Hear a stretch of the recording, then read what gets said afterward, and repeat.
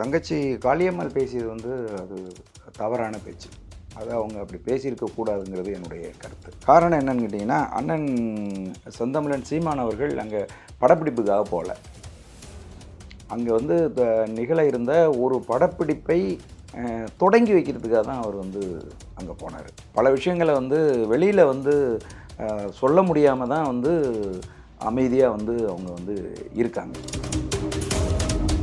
தம்பிகள் எல்லாம் கதையாக என்னிடம் நிறைய பகிர்ந்திருக்காங்க.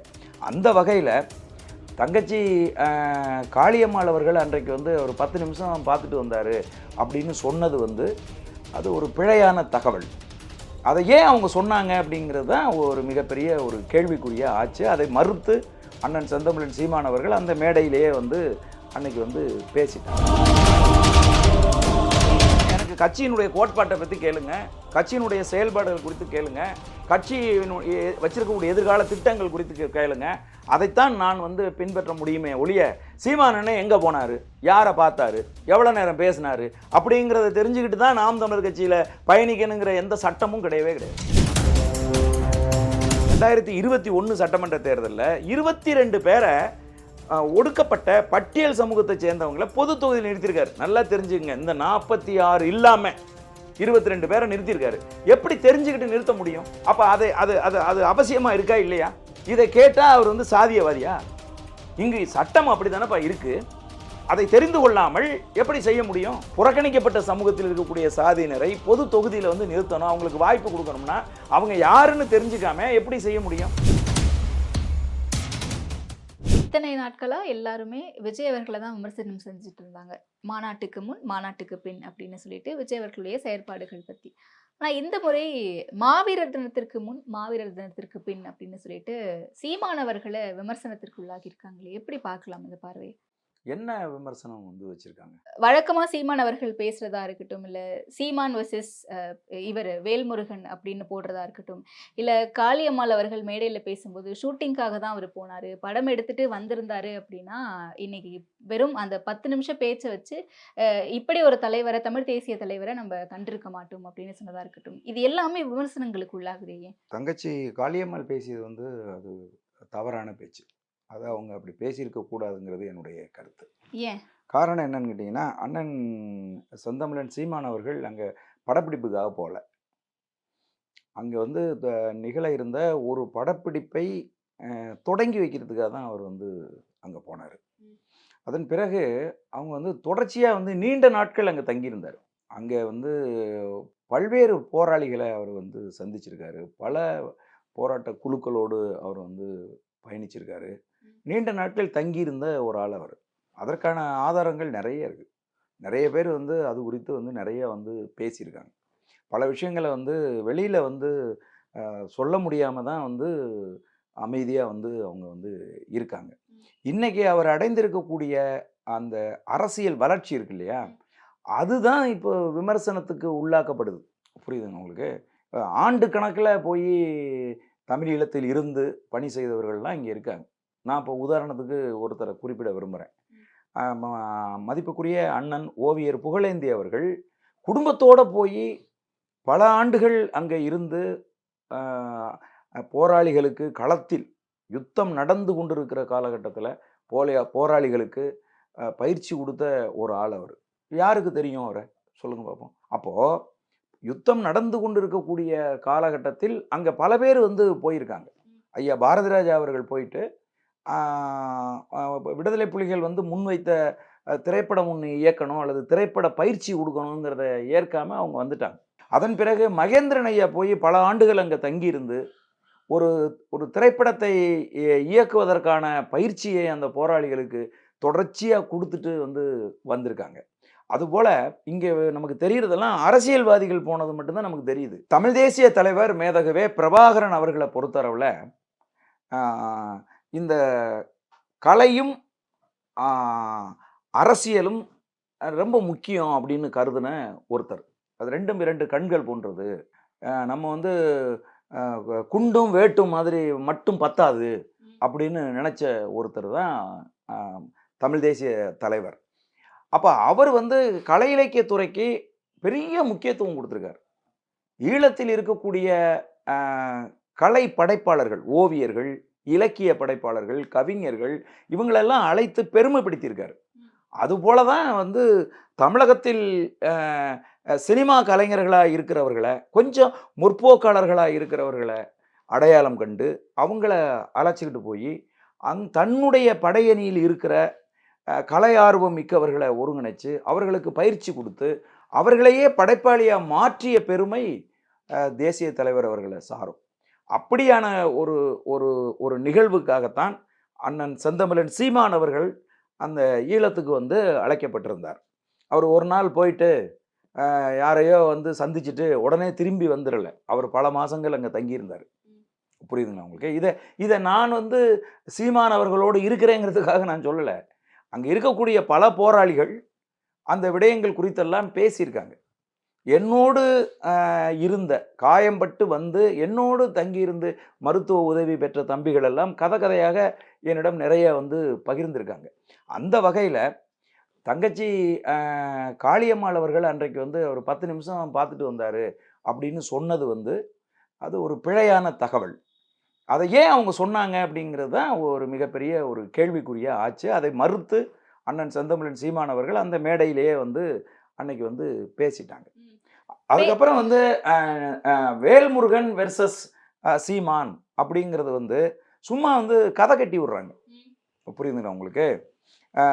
அண்ணன் செந்தமிழன் சீமான் அவர்களும் மதிப்புக்குரிய அண்ணன் வேல்முருகன் அவர்களும் மிக மிக மிக மிக நெருங்கிய நட்பு கொண்டவர்கள். ஒருத்தரை ஒருத்தர் வந்து என்ன ரத்தம் அப்படின்னு ஒருத்தரை ஒருத்தர் குருதி உறவு கொண்டு அழைத்து கொள்ளக்கூடிய அளவுக்கு அவர்களுக்குள்ள வந்து உறவும் நட்பும் இருக்கு. இதில் ரொம்ப முக்கியமானது என்னன்னா, இன்னைக்கு நான் கூட வந்து அண்ணன் வேல்முருகன் அவர்களை விமர்சித்து பேசிட்டேன்னு சொல்லி தமிழக வாழ்வுரிமை கட்சியில் இருக்கக்கூடிய பொறுப்பாளர்கள் நிறைய பேர் வந்து அழைப்பெடுத்து மிக மோசமான வார்த்தைகள் எல்லாம் பயன்படுத்தி என்னையெல்லாம் நிறையா வந்து திட்டியிருக்காங்க. ஆனால் அவங்களுக்கு புரியாதது ஒன்றே ஒன்று என்ன அப்படின்னு கேட்டிங்கன்னா, நான் தனிப்பட்ட முறையில் அண்ணன் வேல்முருகன் அவர்களை விமர்சிக்கவில்லை. புரியுதுங்களா? ஏன்னா எனக்கு மதிப்புக்குரிய அண்ணன் வேல்முருகன் அவர்கள் ஈழ சிக்கலில் எந்த அளவுக்கு பங்கு கொண்டிருந்தார், சின்ன வயசுலேருந்து அவர் எந்த அளவுக்கு வந்து அவர் அந்த ஈழ பிரச்சனைகளை முன்வைத்த போராட்டங்களில் எல்லாம் அவர் பங்கெடுத்தார் அப்படிங்கிறது எல்லாமே எனக்கு நல்லா தெரியும். இன்னைக்கு கட்சியில் அவரோடு பயணிக்கிறவர்களுக்கு தெரிஞ்சதை விட எனக்கு நல்லா தெரியும். வேல்முருகன் அண்ணன் பேசுகிறார் என்ற ஒரே காரணத்துக்காக சென்னையிலேருந்து கார் எடுத்துக்கிட்டு பன்ருட்டியில் போயெல்லாம் அவருடைய பேச்சை வந்து நான் வந்து கேட்டிருக்கேன். காரணம் என்னென்னா, ஈழ பிரச்சனை தீவிரமாக தீப்பிடித்து எரிகிற காலகட்டத்தில் அவருடைய பேச்சு என்பது நெருப்பாக இருக்கும். அவ்வளவு ஒரு ஆழமான ரொம்ப உணர்ச்சி பூர்வமான ஒரு பேச்சாக அது இருக்கும். அன்றைக்கெல்லாம் நாங்களெல்லாம் வைகோ அவர்களுக்கு பிறகு வேல்முருகன் அண்ணனுடைய பேச்சுகள், ஈழத்தமிழர் குறித்த பேச்சுக்களை நாங்கள் ரசித்திருக்கிறோம். அதனால் அவர் வந்து அவர் ஈழத்தமிழர் உணர்வு வந்து அவருக்கு இல்லை அப்படின்னோ அல்லது தனிப்பட்ட முறையில் அண்ணன் வேல்முருகன் அவர்களை விமர்சிக்கவோ ஒருபோதும் நானெல்லாம் அதை செய்யவே மாட்டேன். அரசியலாக நான் விமர்சிக்கிறேன். அதை இவர்கள் புரிந்து கொள்ள வேண்டும். அரசியலாக என்ன விமர்சித்தேன் அப்படின்னு கேட்டிங்கன்னா, வேல்முருகன் அண்ணன் வந்து இன்னைக்கு அவர் வந்து திமுகவினுடைய சட்டமன்ற உறுப்பினராக இருக்காரு. அவரை அழைத்து நீங்கள் நிகழ்ச்சியை நீங்கள் நடத்துனீங்க. அந்த நிகழ்ச்சியை ராஜீவ்காந்தி பாராட்டி வாழ்த்து தெரிவித்து போட்டிருக்காரு. காரணம் அவர் ஒரு திமுககாரர். இதுதான் என்னுடைய விமர்சனம். புரியுதா உங்களுக்கு? இதில் அண்ணன் செந்தமிழன் சீமான் அண்ணன் வேல்முருகன் குறித்து ஒரு வார்த்தை கூட இந்த நிமிடம் வரைக்கும் விமர்சிக்கவே இல்லை. எப்படி வந்து நீங்கள் சீமான் வெர்சஸ் வேல்முருகன் ஏன் சொல்கிறீங்க? அவர்கள் ஒருபோதும் இணையம் முழுக்க அந்த வாதம் போய்கிட்டே இருக்குல்ல. ஒரு மாவீரர் தினத்தன்னைக்கு ஒரு மாவீரர் அன்னைக்கு ஈழத்துக்காக போராடி அன்னைக்கு உயிர் நீத்தவர்களை குறித்தான ஒரு நாள் அது. அந்த நாள்ல அங்க நடந்த பிரச்சனைகளை பத்தி பேசுறதா இருக்கட்டும், இல்ல அவங்களுடைய தியாகங்கள் பத்தி பேசுறதா இருக்கட்டும், இதை தான் வேல்முருகன் பண்றாரு. சீமான் அவருடைய சுய லாபத்திற்காக பேசுறாரு. சோ இப்ப யாரு நல்ல தலைவர்? என்ன சுயலாபம்? இருங்க ஒரு நிமிஷம். என்ன சுயலாபம் சொல்லுங்க. தமிழகத்துல தலைவர் இதில் ரெண்டாக நீங்கள் வந்து பார்க்க வேண்டியிருக்கு. தேசிய தலைவர் இருந்தபோது அவர் வந்து இயங்கி கொண்டிருந்த காலகட்டத்தில் அவரை போற்றியவர்கள், அவருக்காக இங்கே நிகழ்ச்சிகள் எடுத்தவர்கள் யார் யார் அப்படின்னு பட்டியல் போடுங்க. 2009க்கு பிறகு தேசிய தலைவர் தன்னுடைய இயக்கத்தை மௌனித்த பிறகு இங்க யாரு வந்து ஈழ அரசியலை எடுத்து யார் வந்து இங்க பேசுறாங்க அப்படின்னு நீங்க வந்து பட்டியல் போடுங்க. கொஞ்சம் கொஞ்சமாக ஈழ சிக்கலை குறைச்சு தங்களுடைய அலுவலகத்துக்குள்ள கொண்டு வந்துட்டாங்க. இன்னைக்கு வைகோ எல்லாம் ஐயா அவர்கள்லாம் தாயகத்துல வந்து மாவீரர் நாள் நிகழ்ச்சி நடத்துற அளவுக்கு இன்றைக்கு அவர்கள் சுருக்கி கொண்டார்கள். ஆனால் நாம் தமிழர் கட்சி அதை ஆண்டுக்கு ஆண்டு அதை விரிவுபடுத்திக்கிட்டே வருது. புரியுதா உங்களுக்கு? அதனால சுயநலம்லாம் அதுல ஒண்ணும் கிடையாது. நம்ம என்ன கேட்கிறோம், மாவீரர் நாள் நிகழ்ச்சி நடத்துறதுங்கிறது யார் வேணாலும் நடத்தலாம். புரியுதுங்களா? இதுல வந்து இவங்க தான் நடத்தணும் அப்படின்லாம் இல்லை. யார் வேணாலும் நடத்தலாம், நடத்தட்டும். தமிழ் தேசிய அரசியல் விரிவு அப்படிங்கிறது, தமிழ் தேசிய அரசியல் கட்சிகள், இயக்கங்கள் மேலும் மேலும் உருவாகிறத நாங்கள் மனதார வரவேற்கிறோம். அது யார் வேணாலும் தமிழ் தேசிய அரசியலை முன்னெடுக்கலாம். அதுலயும் எந்த மாற்று கருத்தும் வந்து கிடையாது. ஆனால் மாவீரர் நாள் என்பது மாவீரர்களை போற்றுவதற்கான ஒரு நாள். மாவீரர்கள் பெருமையை பேசணும், அல்லது மாவீரர்களுடைய கனவை நனவாக்குவதற்கான சூழலை உருவாக்குவதற்காக பேசணும். புரியுதா உங்களுக்கு? என்னுடைய கருத்து இது. மாவீரர் நாள் என்பது ஒண்ணு நீங்க மாவீரர்கள் குறித்து நீங்க பேசணும், அல்லது மாவீரர்களுடைய கனவை நனவாக்குவதற்கான செயல்பாடுகள் குறித்து நீங்க வந்து பேசணும்.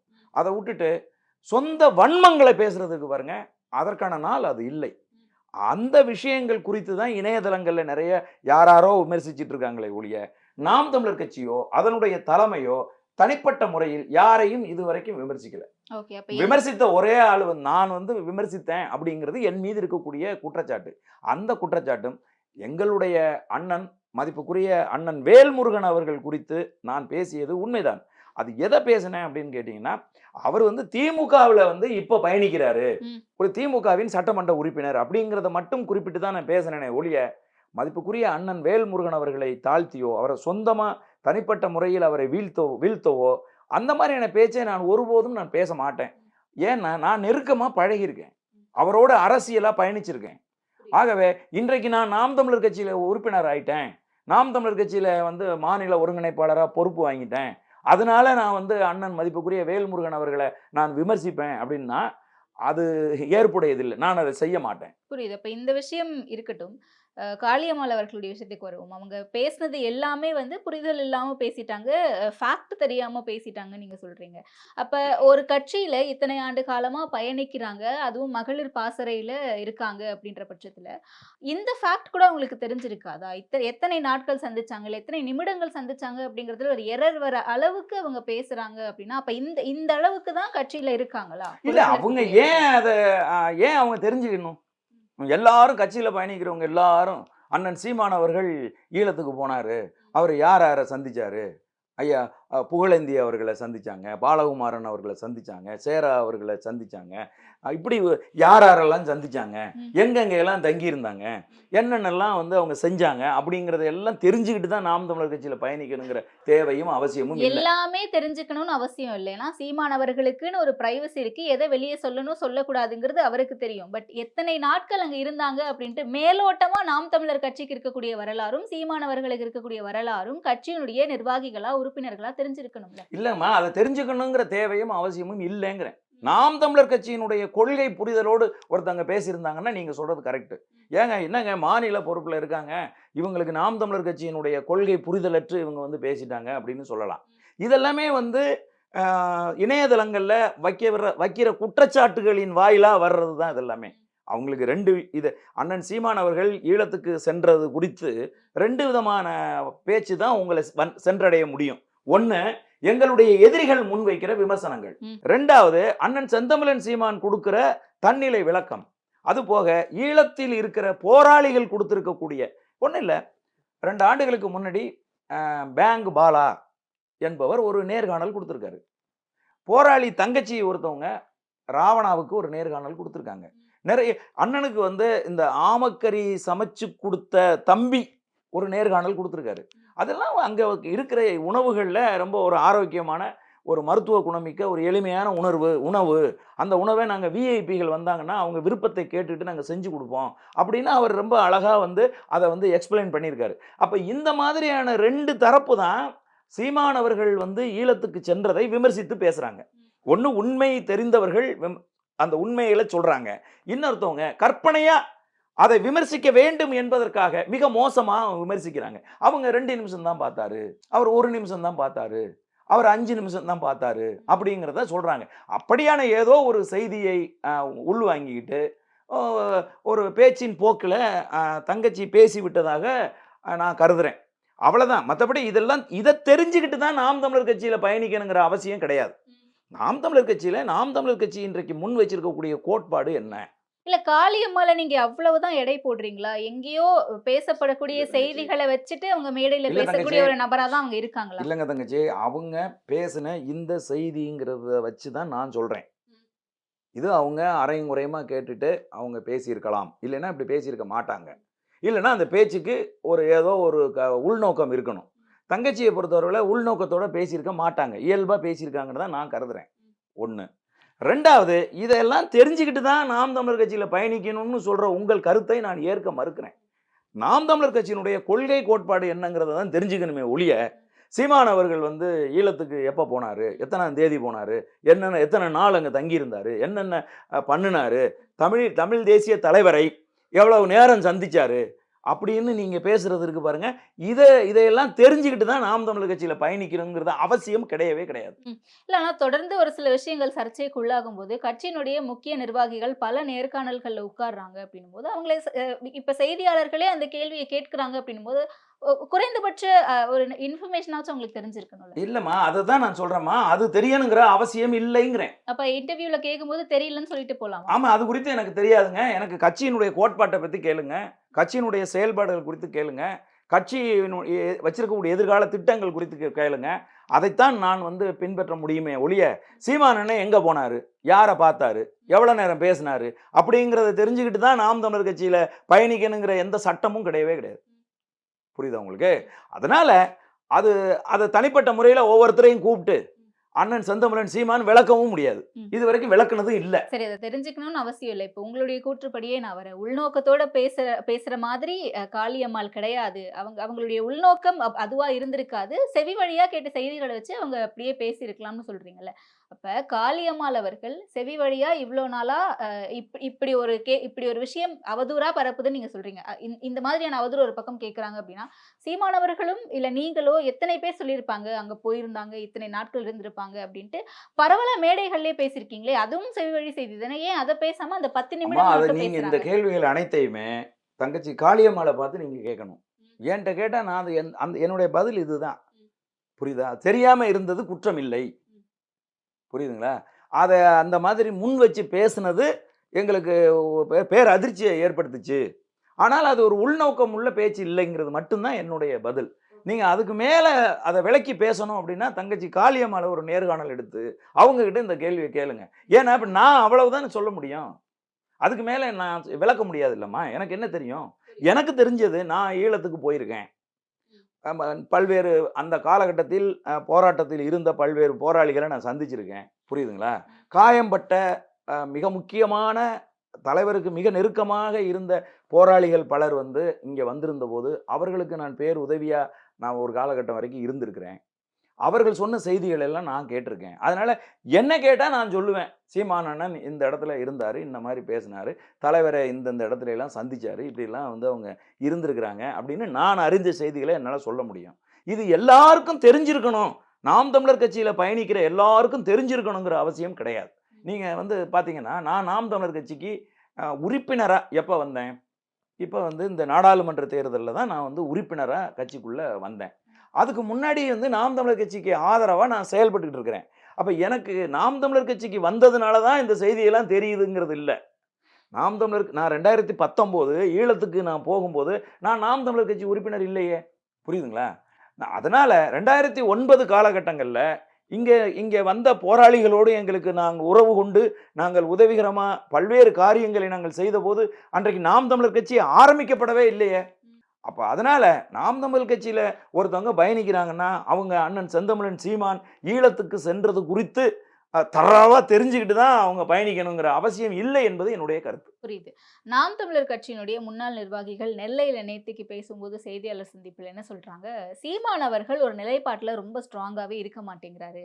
ரொம்ப சாதிய சார்ந்த ஒரு பார்வையோட அணுகுறாரு எல்லாரையும் அப்படின்னு சொல்றாங்களே. இல்ல அததான் சொல்றேன்மா.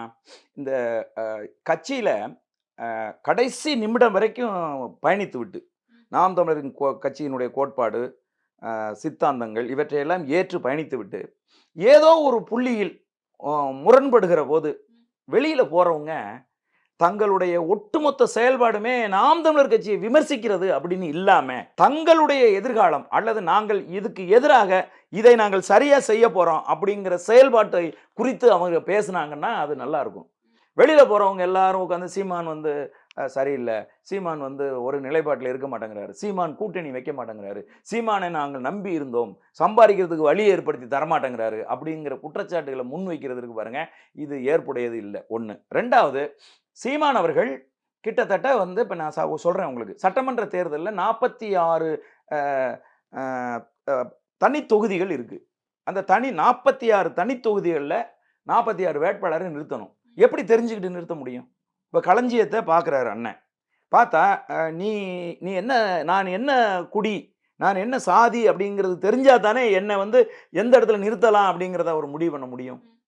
புரியுதா உங்களுக்கு? அப்ப இந்த 46 தொகுதிக்கும் வர்றவங்க வந்து, "அண்ணே நான் இந்த குடிண்ணே, நான் இந்த ஜாதிண்ணே" அப்படின்னு சொல்லிட்டா வந்து கட்சியில வந்து நிக்கிறாங்க? இல்ல. அப்போ அத தெரிந்துக்க வேண்டிய தேவை இருக்கு. அது போக கடந்த சட்டமன்ற தேர்தல்ல 2021 சட்டமன்ற தேர்தல்ல 22 பேர ஒடுக்கப்பட்ட பட்டியல் சமூகத்தை சேர்ந்தவங்கள பொது தொகுதியில் நிறுத்தியிருக்காரு. நல்லா தெரிஞ்சுக்கங்க. இந்த 46 இல்லாம 22 பேர நிறுத்தியிருக்காரு. எப்படி தெரிஞ்சுக்கிட்டு நிறுத்த முடியும்? அப்ப அது அது அது அது அவசியமா இருக்கா? இல்லையா? இத கேட்டா அவர் வந்து சாதியவாதியா? இங்கு சட்டம் அப்படித்தானப்பா இருக்கு. அதை தெரிந்து கொள்ளாமல் எப்படி செய்ய முடியும்? அப்ப இது இது இத வந்து முதல்ல வந்து புரிஞ்சுக்கணும்.